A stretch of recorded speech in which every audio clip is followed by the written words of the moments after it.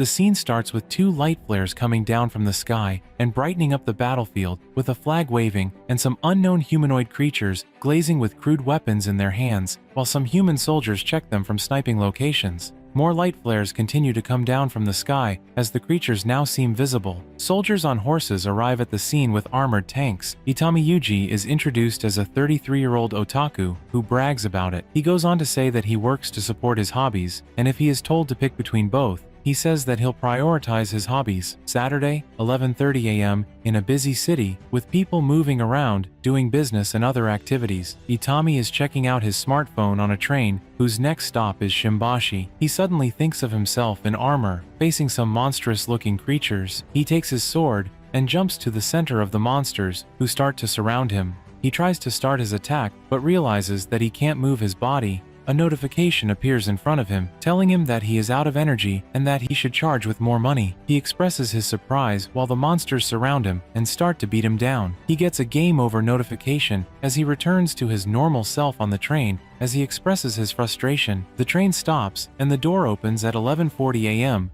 A little girl keeps on staring at a signpost, which seems like something else to her, while Itami follows the due processes to leave the train station. The normal train station announcements continue, while Itami, who's tired, motivates himself to go for the big event that only happens once a year. He hits his head on a pillar and falls to the ground, only to start seeing things out of the fantasy world while the people around look at him on the ground. A guy comes to ask him if he is okay. As Itami sits up, he picks up Itami's phone and asks him if he is also going to the doujinshi sale and exhibit because of the type of phone case he's using. At 11:50 a.m., the imaginary building entrance the little girl was seeing becomes visible to everyone, while the people around look at it thinking about what it is and asking if it is a movie prop. A dragon suddenly flies out of it, while Itami on another end continues to check out his game on an escalator. He reaches the top and starts to feel that something is wrong. Some soldiers in ancient military wear, and monsters come out from this entrance and start to attack as the people around start to run away from the area. Itami looks through a window at the train station and sees the whole scene. He screams that it's impossible as he runs in the other direction, thinking that the event will be cancelled if the situation continues. He reaches outside and sees a lady crouching in fear. He tells her to run if she doesn't want to die. A police officer shoots at one of the enemy soldiers riding a dragon.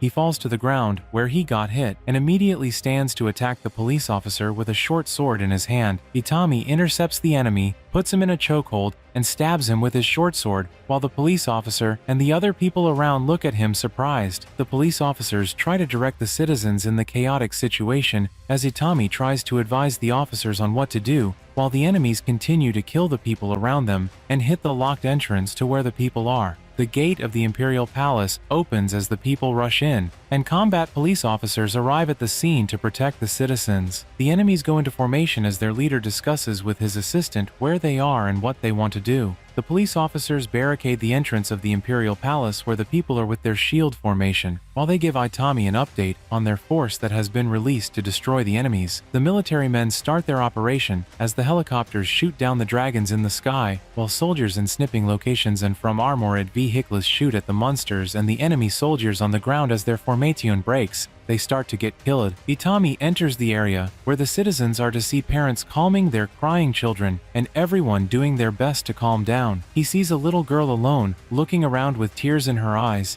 He walks up to her and asks her if she is looking for her parents, which she nods. He stretches his hand to her and offers to help her search for them. She takes his hand while he looks around as he thinks about how he wasn't able to make it to the event. Several days later, the Ministry of Defense gave Itami a promotion to the rank of second lieutenant for his brave feat during the incident and named him the hero of Ginza and the hero of Nijubashi. As the people applauded him, they present him with commendation while he thinks about the cancellation of the doujinshi event with tears in his eyes. Itami sees a newspaper and discovers that he is on the headline. He watches the news and sees his commendation ceremony, which makes him scream out in frustration. He goes out to jog, but gets disturbed by an officer from Camp Nyoro. He introduces himself as Kurata and starts to persistently ask Itami about how it feels to be famous while jogging on with him. After a while, the frustrated Itami screams at him to shut up. In the dining room, Itami tells Kurata about the cancellation of the event and how he doesn't have any day off like before. While they eat and discuss work,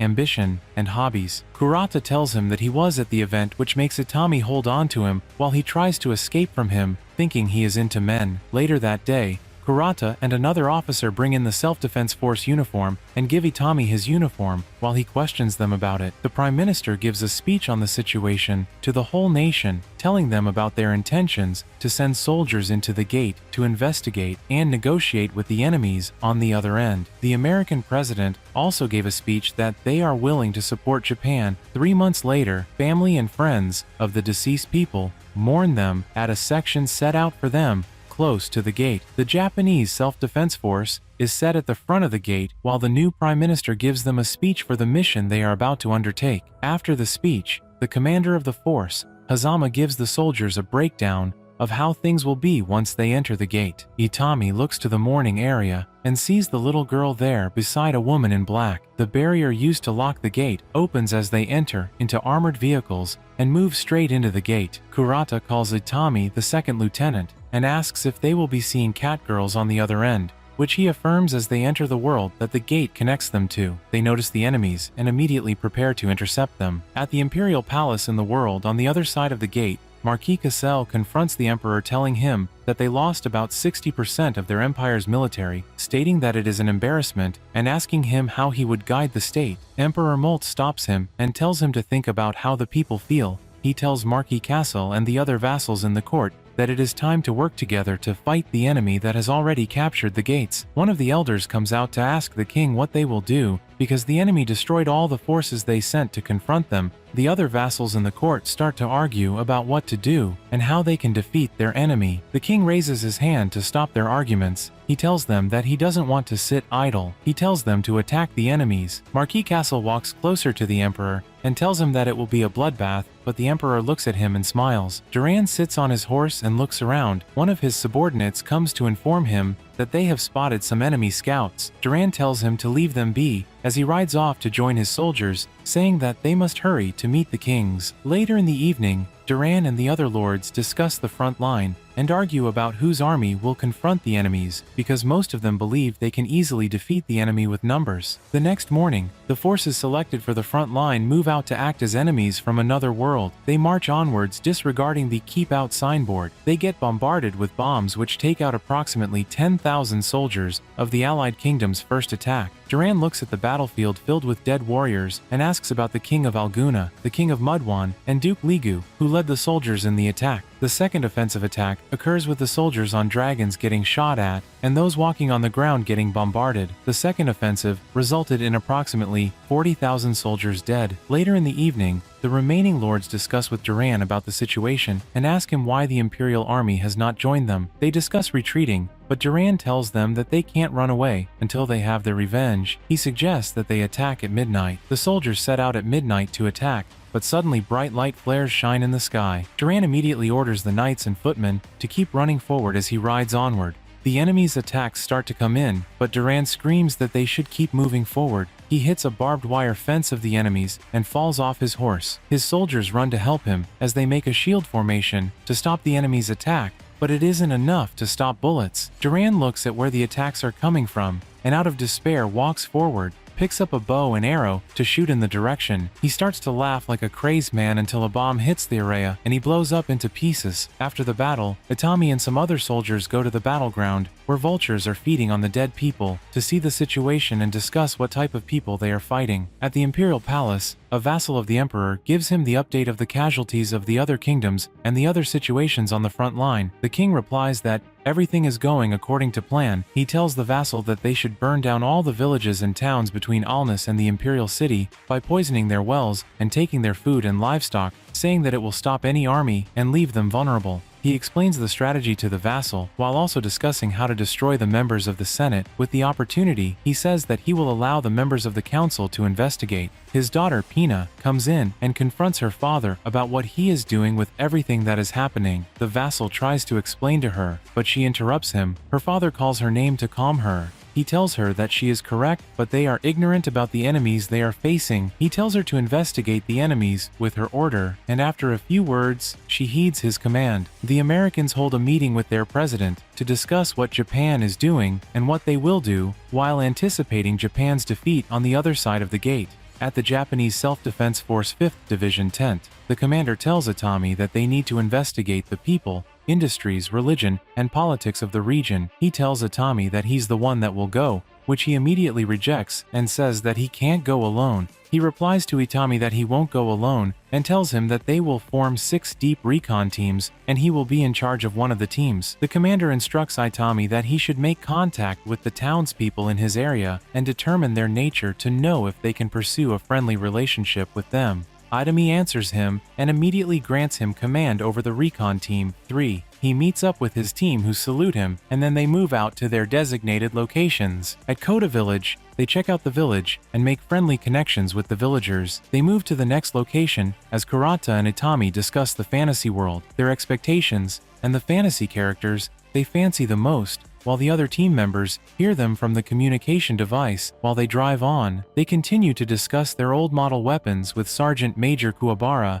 as they follow the map given to them at the Koda village. After a while, they notice that the forest is on first. They use their binoculars to inspect the situation and discover a dragon spewing fire all over the place. Kuribayashi comes to Itami to ask what they should do. After some discussions and studying the behavior of the dragon as it leaves, Itami commands them to move out to check the settlement in the location that got set on fire. The next morning after the fire has gone out, Itami and his team start to inspect the area. Kuwabara prays for some corpses, while Kuribayashi comes to give Itami the information about the houses there and the corpses they have found, while giving him her suggestion because the people are fewer than the houses in the settlement. They discuss what to do next about the dragon, while Itami throws a fetcher into a well to get some water. The sound of it hitting the water makes him and Kuribayashi look into the well, only to discover an elvish-looking girl in it. Itami goes down the well with a rope to save the unconscious survivor in it. The other team members use their vehicle to drag them out of the well. He tells his team that the survivor needs a rescue, while he thinks to himself that she isn't human, but an elf.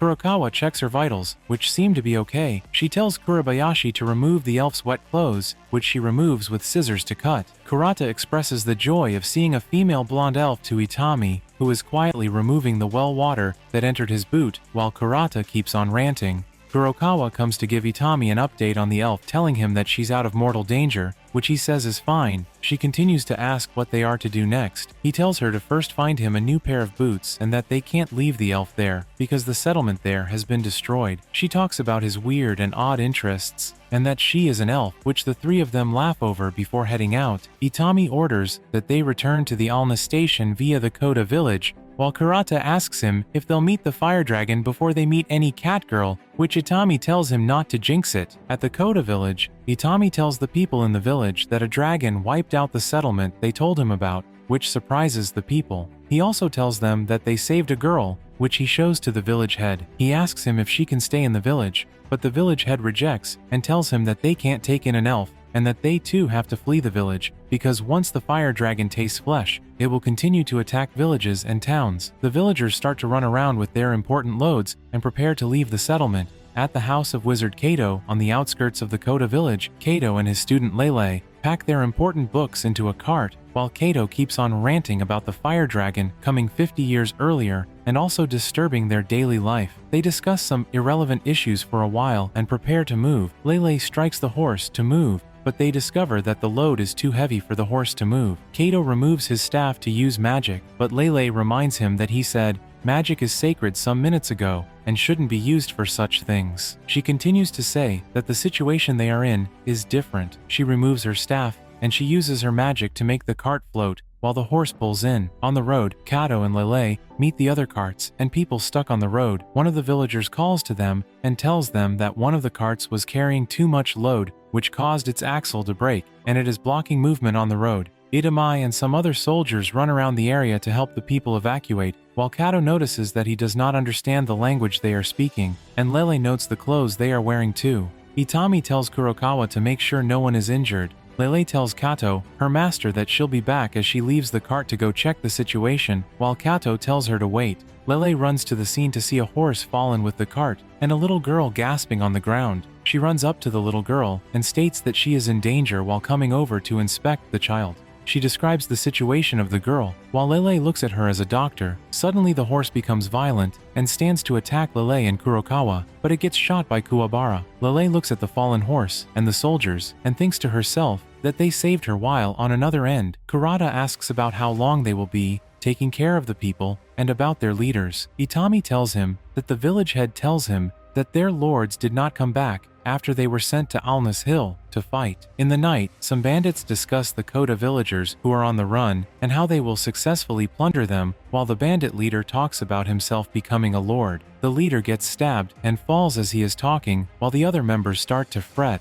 A girl with cat ears holding a large scythe thanks them for giving their lives selflessly as she starts to kill them. She introduces herself as Rory Mercury, apostle to the dark god, Employ, while the remaining members note that the uniform she is wearing is the Employ Shrine Oracle uniform. They start to run while she chases, swinging her scythe and killing them with whatever means she wants. The next morning, the Koda villagers continue to move their loads and carts on the road. Kurokawa tells Itami that the elf girl's vitals are fine, which he replies. Kurata, who's driving, talks about the destination of the villagers, asking if they have one, which Itami tells him that they probably don't have, while the people outside continue to struggle to move their carts through the mud. Kurata and Itami continue to discuss refugees, as Itami recalls, when he made the family that owned the cart with the broken axle burn their cart. Kurokawa confronts him about it, but he replies like the leader that he is giving her logical reason why he did such a thing. Itami notices a lot of crows through the binoculars from inside their vehicle. He looks around a bit and sees Rory, who he says is a gothic Lolita girl, which makes Kurata immediately use his binoculars to check it out. Rory walks up to their vehicle and asks where they are from and where they are going, but they do not understand the language. The children at the back of their vehicle jump out and run towards her, saying she's an oracle. The older villagers tell her about their situation, while it looks to Itami and his team that the villagers are praying to her. Rory notices Itami and walks to the vehicle while asking the villagers who the strange people are. One of the kids responds to her that they saved them and they are good people. Rory asks if they are not being forced out of their village. She also asks about how the vehicle works, which the kid responds to that he doesn't know, but if it is more comfortable in it than in a cart. Rory sits on Itami's legs in the vehicle while he tries to force her off, while Kurata expresses his jealousy. They continue to move as Kurata notes that the scenery is changing, which Itami responds to that they are already far away from the village. Itami looks around the area and looks at the sun, saying it is hotter than in Japan. While still looking at the sun, the fire dragon comes into view and he immediately alerts the battle stations. The fire dragon that's holding another small dragon in its mouth devours it and starts to breathe fire at the villagers, destroying their carts and attacking the people. The defense forces starts to shoot at it, but the bullets are not working. It breathes fire at them, which they struggle to evade, while Itami starts to think of how to kill it. The elf girl stands from where she is lying and tries to tell Itami to attack its eyes. After a while of her saying it in her language while pointing to her eyes, Itami understands and notices an arrow in one of its eyes. He immediately orders all his unit members to aim at the fire dragon's eyes. After a while of shooting at it, the dragon stops moving. Itami immediately orders Kasumoto to shoot a missile at it. He misses but gets assisted by Rory, who makes it possible with her scythe. The missile hits the arm of the dragon and destroys it, which makes it scream aloud before flying away, while they stop their vehicles to rest. In the evening, they bury the dead villagers with little bits of light flying around the grave. Itami looks back and notices a little girl crying. He puts his hand on her head as she cries while remembering the girl he stretched him to when he was in Japan. One of his team members informs him that most of the survivors are going to their relatives nearby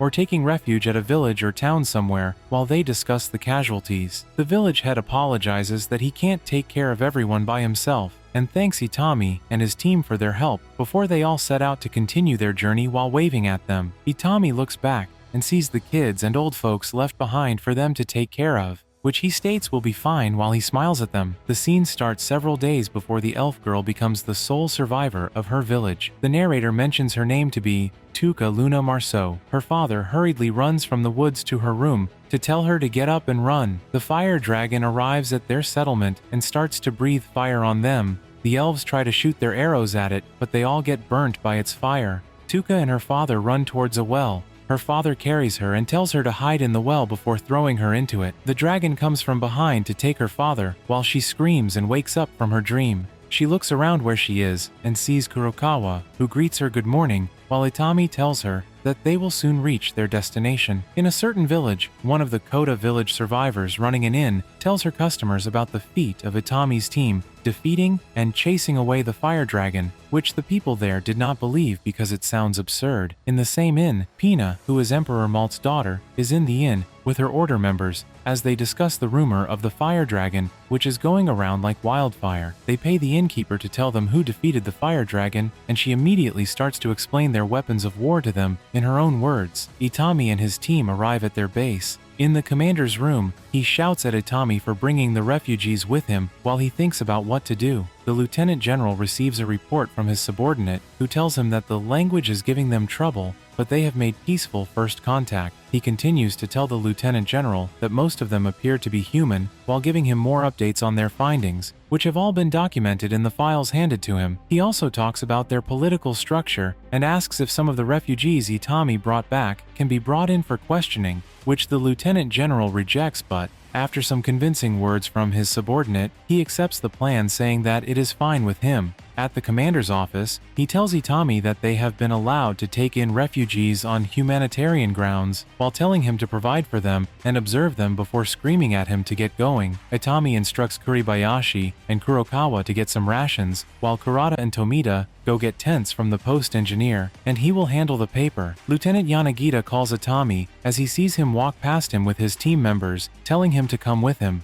On getting outside, Yanagita confronts Itami for not checking in after defeating the dragon because he did not want to get told to abandon the refugees. Itami just puts up some excuses that he thought up on the spot. The others continue to set up the tent, while Yanagita continues his talk with Itami about the land they are in and how the other countries of the world will probably also want a piece of the treasure. He tells Itami that he is the one closest to the information they need, while telling him that he will be given a great amount of freedom to act in a few days while walking off. The next day, Kato and the other refugees introduce themselves to Itami and his team while they document them. After the introduction, Itami tries to tell them in their language that they want to build houses for them, and the building work starts immediately as excavators start to level the region where the houses would be built, while Kato and Lele look at them, not knowing what is going on. Kato goes to sleep while Lele walks about looking at what is going on. She sees and walks up to Tuka, who is also looking at the machinery, working and wishing that her father could see it. Lele goes to the kitchen where the food is being prepared. She looks around the area. They gather the refugees to eat outside, and Itami tells them to start eating, which they do. Kato expresses how delicious and soft the bread is, while he looks at Lele, who is trying to say what the soldiers say before eating. The president of another country,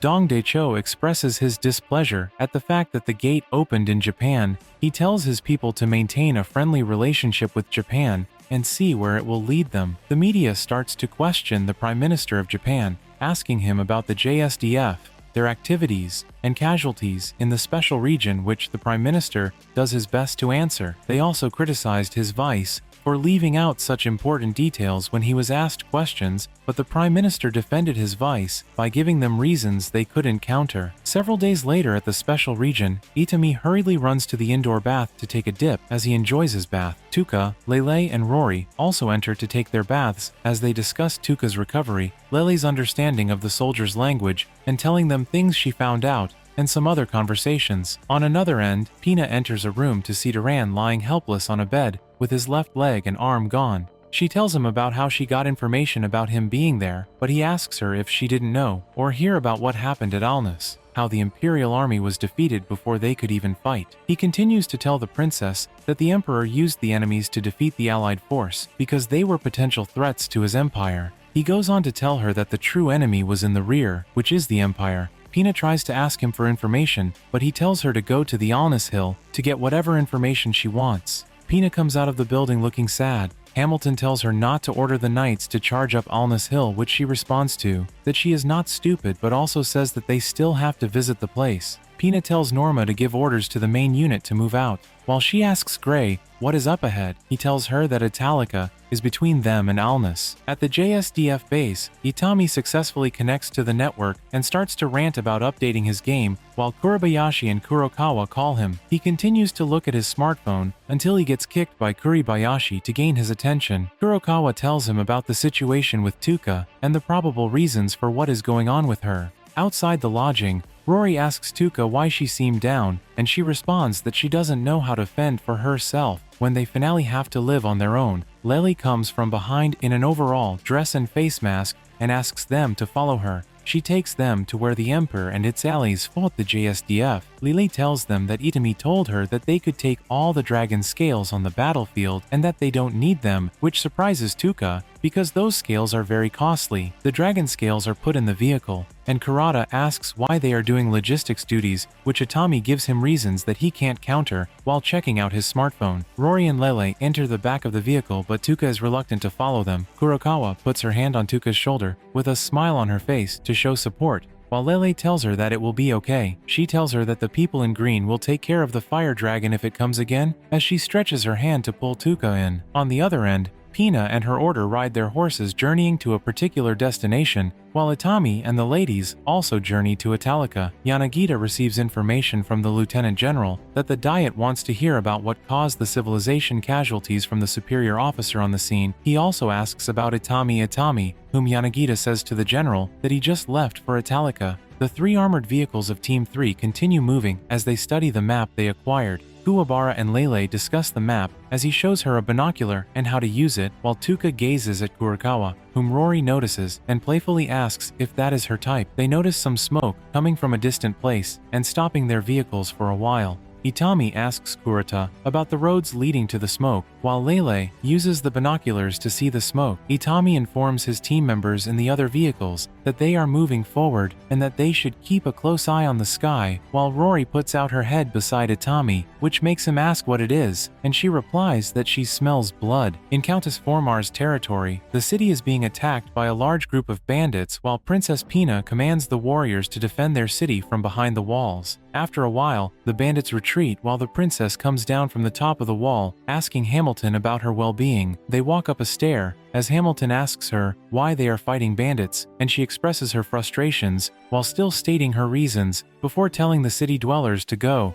prepare for the return of the bandits. She tells them that her knights will arrive in 2 days and they have to hold off the bandits till then. The princess sits in a nice room for nobles. The man in charge of the city comes and asks her how they can stop the fighting, which she rudely but calmly replied, saying the possible ways and outcomes of those choices, while he stands still watching her talk. One of the maids brings food for the princess, which she tastes and complains about the flavor, while the maid tells her that flavor will only make an exhausted person ill. Pina asks her if she already experienced something like the war going on, while she eats the food. After she finishes her food, she tells them that she will be in the guest room, and that any important information should be sent directly to her. Pina thinks of the present situation, where there aren't trained warriors in the city, and it is her first mission. She starts to recall when she was very young. She brings together girls in her age bracket and tells them that they are now members of her order. She asks Gray to train them on the important things that he does. After some time, the Emperor establishes them as the Rose Knight Order, after they grew older, with more members including Gray himself.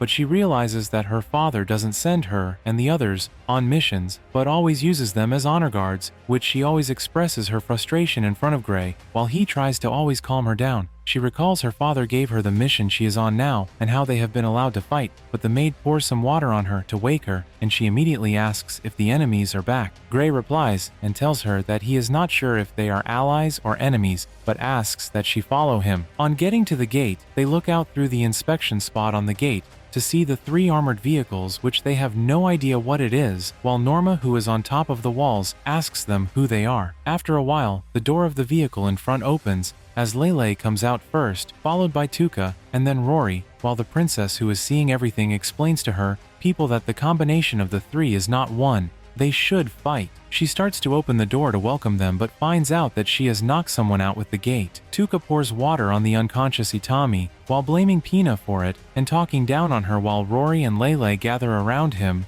A call from his team enters his comm device, but he doesn't reply, which makes them start to worry. After a while, he wakes up and asks them if they are inside the gates before another call enters, and replies to his team, who are about to rush in. He informs them that he will find out where they stand and then contact them.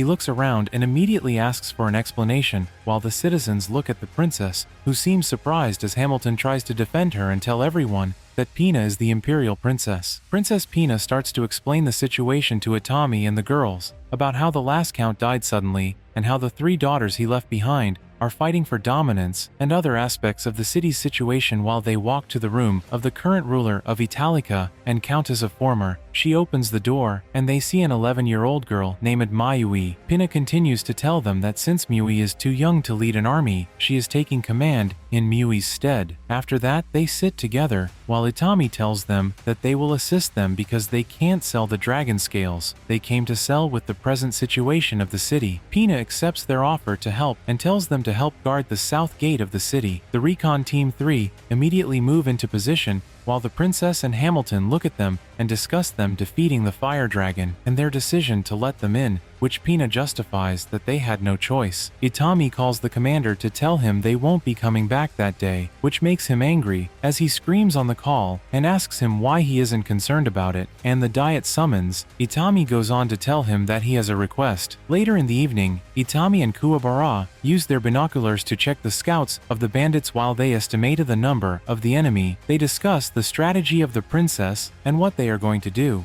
Itami tells them to prepare their campfires, while Kuribayashi comes to give him his night goggles. He orders Furuta and the other officers on the line of defense. Rory calls him and asks why he is helping the princess of an empire that is supposed to be his enemy. He replies that it is to protect the townspeople. She asks if he's serious, and he tells her that he thinks so. She walks up to him as he struggles to set his night goggles in place to assist him. She holds the helmet for him as he sets it with ease. He continues to discuss his reason with her and tells her that he also wants the princess to know that it is better to be friends with them than to try and fight them. Rory smiles and says that she likes the idea of terror. She says she will help them, while Itami is trying to defend what he said as not terror intended. At nighttime, Norma looks on from his post and notices the enemies shooting burning arrows at them. He orders the archers to shoot at the bandits and some people to go tell the princess that the bandits are attacking from the east gate. Information reaches the princess and the Recon Team 3 that the enemies are attacking the east gate. At the east gate, the bandits continue to shoot at the wall, while Norma orders the archers to shoot at them so they don't get closer to the gate. They suddenly notice a spirit wielder helping the bandits, which turns the tides of the battle as the bandits start to climb the walls into the city. The bandits that enter the city open the east gate for the others, while the princess and her people run to an area where they can view the battle. The bandits enter the city and throw 2 dead people in front of the armed citizens behind their barricades. One of the angry citizens attacks the bandits while the others follow after him. The princess shouts that they should stop, but her voice does not reach the ears of the angry people, as thinks to herself that the JSDF people won't help them because she sent them on a suicide mission to guard the south gate. At the JSDF base, the lieutenant commander discusses with the combat team leaders that Recon Team 3 has received a request from the City of Italica's representative to provide support for local peacekeeping operations, and the team is requesting additional backup. While the leaders start to nominate their teams, the lieutenant commander prioritizes speed and then decides on Combat Team 4 to go back them up. The helicopters move out immediately. At Italica, the bandits keep on entering through the opened gate, while Norma strikes them down, while commanding the city's untrained warriors to defend the area with their lives. He continues to fight,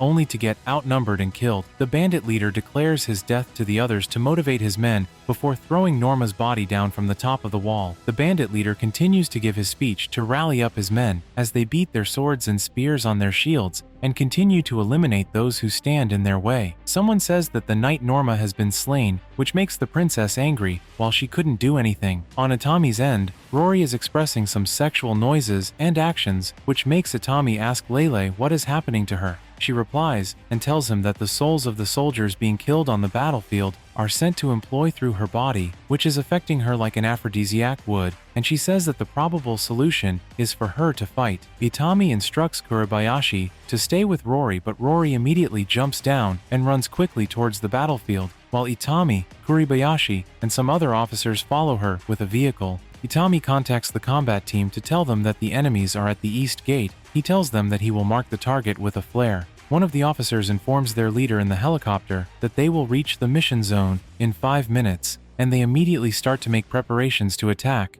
The leader instructs them all to move into attack formation and tells them to start the music. An officer plays the music titled Rise of the Valkyrie, which they all listen to while moving on and preparing to attack. On Itami's end, he tells Kuribayashi to remove her V8s so she doesn't break them and gets yelled at before shooting a flare into the air towards the enemies to notify the combat team of the targets. A well-built bandit uses his Morning Star to hit some of the city's defenders while the other bandits scream to follow him. Rory lands in their midst. The bandit with his Morning Star tries to hit her, but immediately gets defeated, which makes everyone look at her in awe. After a little while, a missile hits the gate and destroys it, and some of the bandits are there as the officers in the helicopters shoot at the bandits and also bombard them with bombs. The leader of the mission, Oscar, informs the others to restrict their shooting to outside the gate because they have friendlies on the inside. He instructs another helicopter to destroy the enemies that were loading their trebuchet weapons. They shoot down the weapon while the others continue to shoot down the bandits.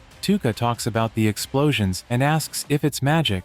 Lele tells her it's impossible with magic while walking down. Furukawa asks her where she is going, and she replies that she wants to get a closer look. The helicopters continue to shoot down enemies on the outside, while Rory takes on the enemies inside, while destroying their battle formations. She gets assisted by Kuribayashi, who rushes into the battle, while Itami and the other team of 3 officers with him protect them by killing enemies beyond their reach. The bandit leader looks down angrily at the scene from the top of the wall, not knowing what to do, until a bomb hits the area, which propels him into the air as he gets impaled on Rory's scythe. He tells Rory that he refuses to accept it and asks her if the war can be called one before she finishes him off while he is demanding an answer from her. The bandits start to panic as they see their leader get killed, but another bandit tells them not to panic and that they should regroup. One of the helicopter officers, Hunter 1, tells Itami to evacuate the area on a count of 10 and that he is going to shoot at the enemies inside the gate. Itami immediately carries Rory while the other officer carries Kuribayashi as they run from the area while the countdown is on. As the countdown ends, Hunter 1 immediately rains down bullets on the bandits inside the gate while the princess and other citizens look at the helicopter in awe. The princess calls it the Iron Pegasus and tries to call it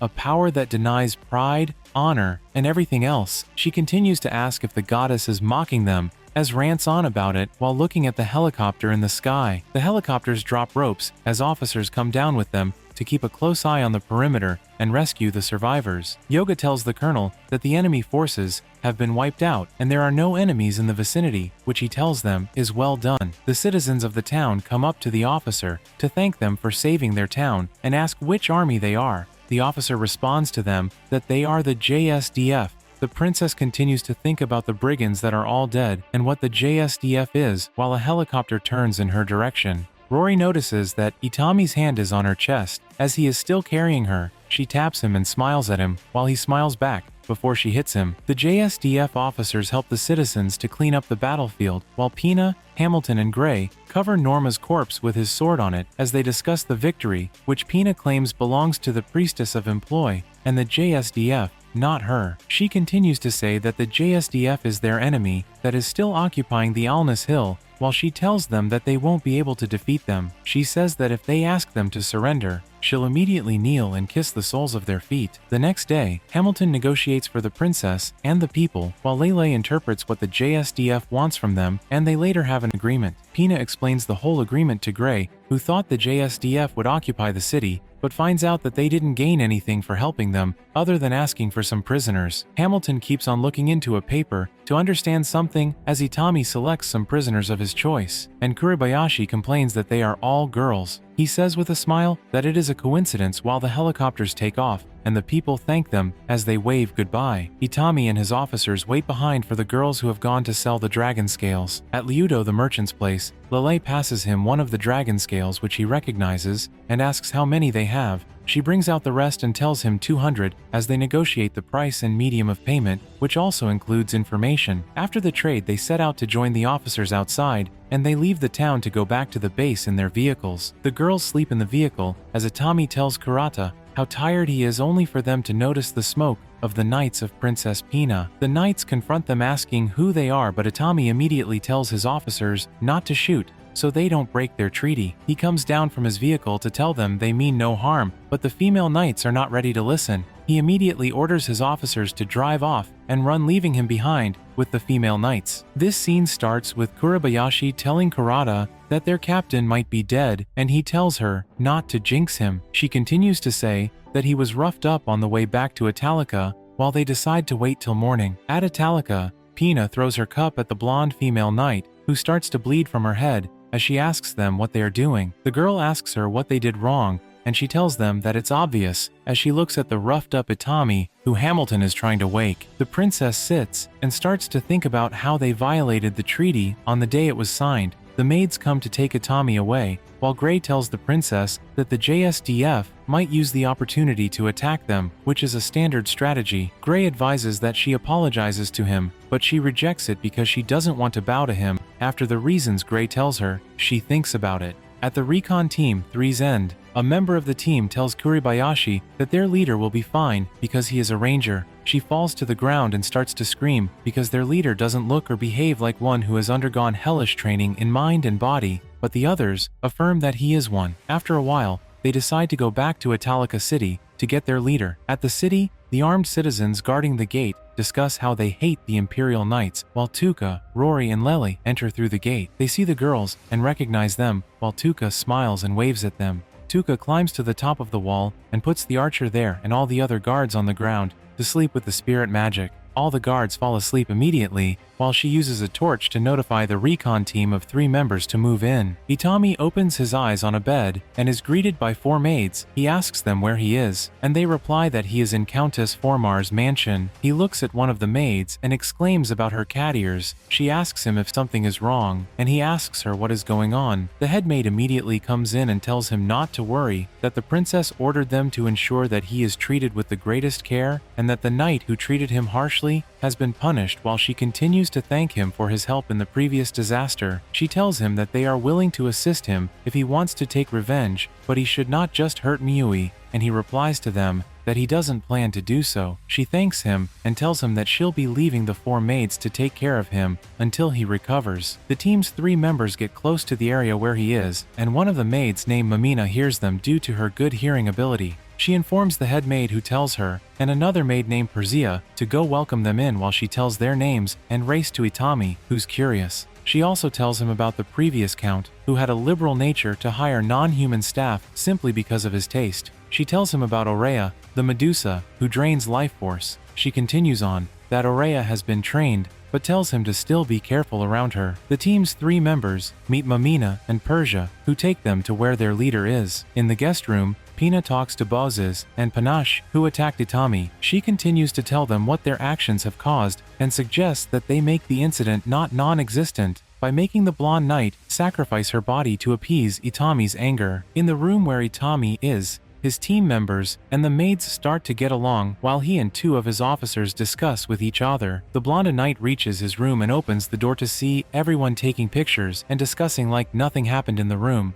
After a while, she starts to feel like Itami is ignoring her, who is a noble, which makes her angrily walk up to where he is lying and slaps his face. The princess asks about the hand mark on Itami's face, and the blonde girl responds that she did it. The frustrated princess starts to think of what to do to amend the situation, while an officer tells her that they have to take their leader back and tells them to work it out, while Lele interprets it to the princess. The princess tries to get them to stay till breakfast, but refuses because their leader has to attend a meeting with the higher-ups, which makes the princess more scared, because any word from Itami can bring the whole JSDF down on the Empire. She tells them that she will follow them to the Alnus Hill, and that she wishes to apologize to their superiors for violating the treaty. They prepare to leave while the princess and the blonde knight enter the vehicle with fear in their eyes. Itami receives a message from the lieutenant general that they can bring the princess and that they should treat her well. On arriving at Alnus Hill, they see officers practicing, armored tanks moving, and helicopters too, which Lele tries to explain it all to them. They get down from the vehicles, and the princess tries to talk to Itami. Itami runs off hurriedly, and Wed tells her that the girl will show them where to go. The princess and the blonde knight meet with the Yoji's Lieutenant General Hazama, with Lele there as the interpreter. Hazama asks the princess why she is with them in person, and she responds that her forces behaved inappropriately and that she has come to apologize. Hazama replies that he has read it in the reports and that it was caused by miscommunication at the lower levels. Hazama asks that if the treaty is giving her a problem, they should revisit it, but she responds and tells him that it is fine as it is. Yanagita starts to say that he heard from Itami that the blonde lady gave him a tough time with bruises and scratches on his face, which made the two ladies fret. He continues to say that Itami considers the injuries to be ones suffered in the line of duty. Yanagita asks if Itami said or did anything to deserve what she did, but she can't reply. Hazama stops him and tells him that he's making them terrified. Outside in the base, Itami tells Tuka that they want her to go beyond the gate to talk to her as the representative of her world on the other side of the gate. She asks him if he's coming too, and he tells her yes. She asks him if he wants her to go, and immediately Rory, who has been eavesdropping, comes out from the place she has been hiding and tells him that she also wants to go. Kato also comes out of hiding to say that he also wants to go too. Later in the night, Itami finishes up the work at his office and puts it on his table, thinking about everything he has to do. He receives a message from Risa, which makes him realize that they will be in the winter period in Japan, and thinks about the winter doujinshi event. Laylee comes into his room and requests that he take her back to the camp. She falls to her knees saying she's tired. Itami walks up to her and finds out that she's asleep. He takes her to his bed to sleep. He removes the excessive clothes on her and covers her with his bed cover. He kneels beside the bed, thinking to himself that he has to get some food and sleep himself, but gradually falls asleep at the spot where he is kneeling. At the princess's lodge room, she and Boses discuss their situation and what the JSDF people want. Pina decides to go to the other side of the gate to understand things like their culture, all because it is very different from their own. The next morning, Itami, Kuribayashi, and Furuta wait outside with Rory, Lele, and Tuka, who are complaining about how heavy the clothes she is wearing are. After a while, a car arrives and Yanagita alights from it. He apologizes for coming late and opens the back door for the princess and Boses, saying to Itami that they will accompany him in secret and that he takes care of them. Itami complains about it and tells him that he didn't hear anything about it, but Yanagita tells him that the people on the other side already know about it. While he gives Itami an envelope, Lieutenant General Hazama says that he should make the girls have a good time. The barrier to the gate opens as they all prepare to enter the gate to the other side. Pina comes out on the other side of the gate to see buildings that touch the sky. The other girls start to discuss the people and how they manage their spaces to build such walls and buildings, while the princess is only concerned that the Empire started a war against a civilization that could build such structures. Tuka starts to feel cold while Kuribayashi reminds her that she told her about it. Itami asks if she is okay and asks if he should get her a coat, but she says she is fine. A man calls Itami and introduces himself as Komikado from the Intel headquarters. He goes on to tell him that he has been instructed to escort him. Itami asks if he's with the public safety. He laughs and asks how he found out, and Itami responds that he made a guess. Komikado removes a small book and starts to narrate the story of Yoji Itami and how he got to where he is, while calling him a slacker and otaku at the end of it. He goes on to ask Itami how he ended up as a YES, which is a special force group modeled after the US Army's Green Berets and Delta Force, which surprises Kuribayashi as she screams while holding her head. Itami tells him that he did his homework well and explains to him how he was transferred to the group, even with his laziness. After he and Komikado finish talking, Kuribayashi screams out, asking why someone like him is a ranger and a special force, and screaming that it can't be true, while Komikado just laughs it off. Komikado salutes Itami and tells him that he has a lot of respect for him, while they all get onto a bus and move on to their destination. The girls from the other world look outside the window of the bus to look around and see what is going on. Itami takes the girls, nor well dressed, to get official dresses and to eat before they go to the Senate. Itami, Tuka, Rory, and Lele come down to the Senate,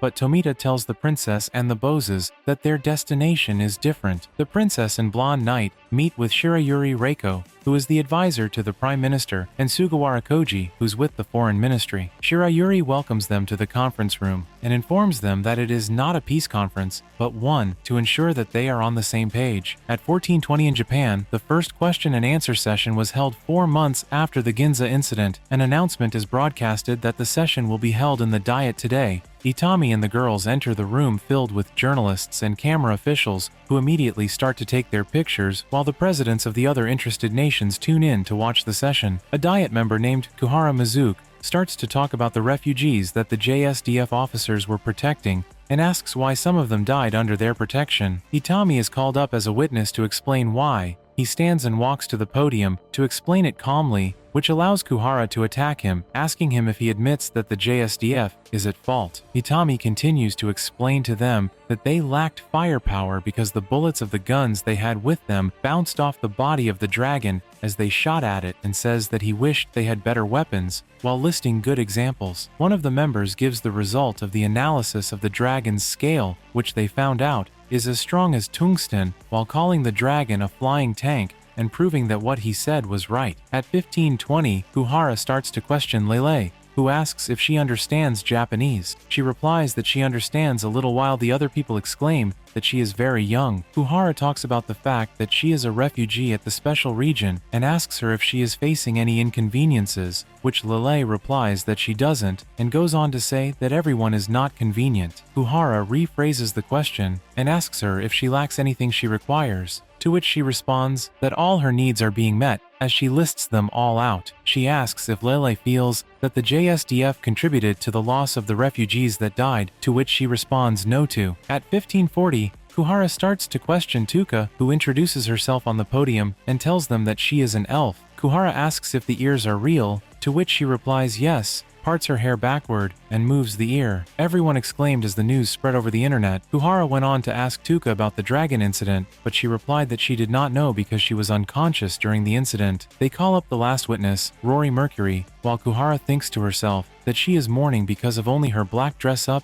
and veil. At 15:50, Kuhara starts to question Rory. She asks for her name, which Rory responds to, and then Kuhara goes on to ask her to describe her life at the refugee camp. Rory tells her that it is very simple, as she lists her daily activities out. Kuhara says that she looks like she lost someone that matters to her, and asks her if she feels that the JSDF is responsible for it. She says that she doesn't understand the question in their language, which Lele interprets to Kuhara. Kuhara rephrases the question and asks that 1/4 of the refugees died, but none of the JSDF officers present during the incident escaped without any injuries and fatalities, while saying they prioritized themselves over those whom they should be protecting. As she asks Rory what she saw, Rory screams a question at her, asking if she's stupid, while everyone tries to protect their ears from the noisy sound that follows the shout. After the sound stops, Kuhara asks her what she said, and she replies that she asks if she is stupid, while calling her a little girl and raising her veil. Kuhara is surprised that Rory is speaking Japanese, while Rory explains the whole situation of the incident to them, saying that the JSDF did their absolute best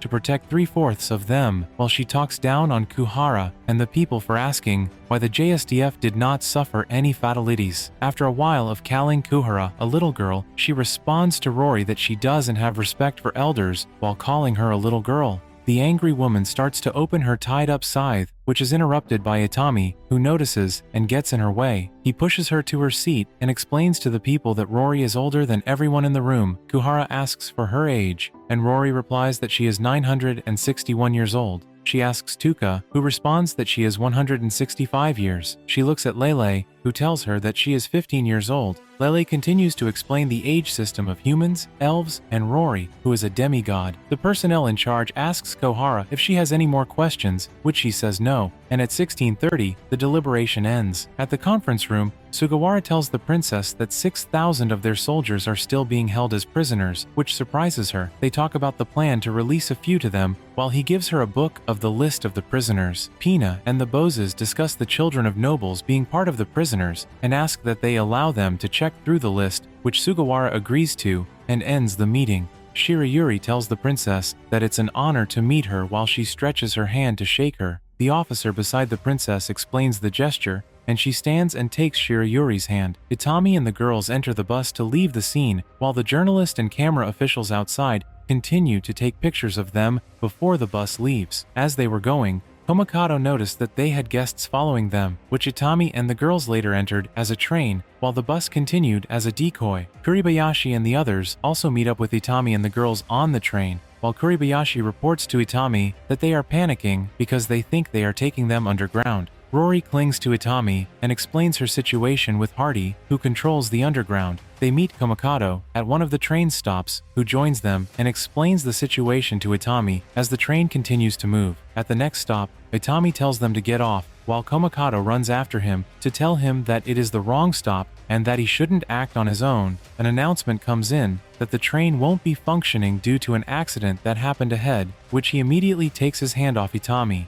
Outside the train subway, Itami and Komikado discuss the indirect acts of the enemies being a demonstration and that a direct one will be happening soon. Someone immediately runs out of nowhere and grabs Rory's tied-up scythe from her, only for him to fall because of the weight of the scythe that fell on him. Komikado calls the guy a moron and tries to lift the scythe before Itami could stop him, only for his back to dislocate. He tells them what to do next as he is moved away on a stretcher into an ambulance. Itami and the officers bow as the ambulance drives off. They start to discuss their next stop, but Itami tells them to wait a second. In a dark room, a woman talks about her financial situation while trying to stand on the floor to continue her work on the computer. Itami tells her to at least turn on the heater as he opens the door with food in his hand. The woman crawls towards him screaming for food, which he gives to her. He tells the others who are looking in from the entrance to come in. Tomita asks who the woman is, and he replies that she is his ex-wife, which they all exclaim about, while the woman hugs the food and looks at them, while Kuribayashi says that there is someone crazy enough to marry the captain. The woman screams in response to Kuribayashi, asking her who she is calling crazy, which she screams back at the ex-wife that she is the one she is referring to. She also says that their pairing is one that she can see happening. The light of the room is switched on as Rory looks at some dolls and screams that Hardy is in the room, while Lele notices the number of books. Pina and Bazis look at a thin book that they claim they have never seen, while Itami explains his situation to his ex-wife,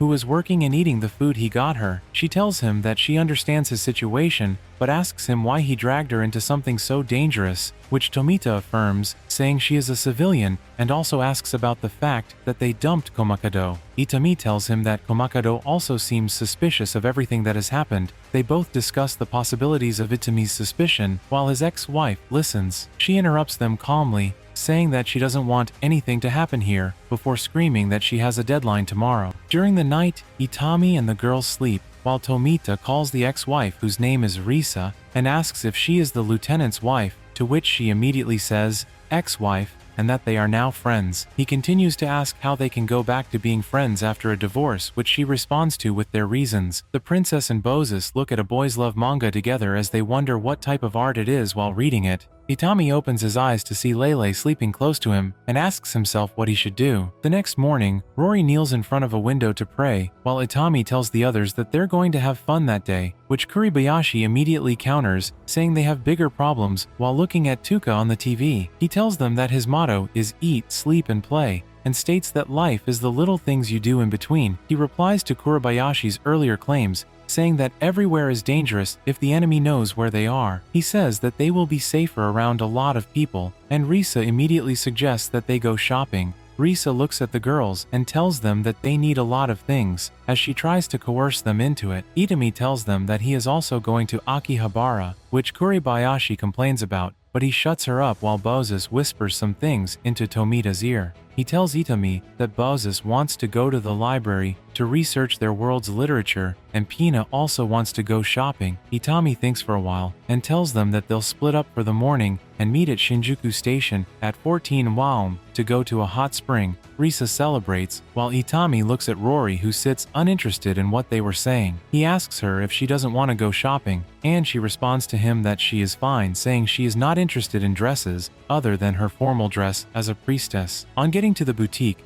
her eyes shine as she sees clothes that she likes. The three of them try on dresses that they like, while Risa comments on them, while Tomita takes Pina and Bozis to the library, where they see a lot more books, which surprises them. Tomita asks them what type of book they want, as they both raise the boys' love manga they were reading the night before, saying they are looking for such. Itami gets to go do his doujinshi research as he looks through some books. Itami goes outside after buying the doujinshi books. He wants to meet the defense minister, Kanutaru, who talks with him as he reminisces about their first meeting, while Itami is more concerned about his security because he has no bodyguards with him. They walk together while they talk about the past, when the minister used to borrow manga. He explains one of the manga to him, saying it was great, which the minister affirms. Itami stops talking and gives the bag containing the book He just got to the minister, who thanks him and tells him that he can't go to the bookstore himself these days. While sighing heavily, the minister continues to explain why, and after they finish their conversation, he calls Itami officially and orders him to return to the original plan and go to the inn guarded by the SFG, which Itami responds positively to. At Shinjuku Station, they all meet up there with everything they have, as the girls try to explain why they have a lot of load,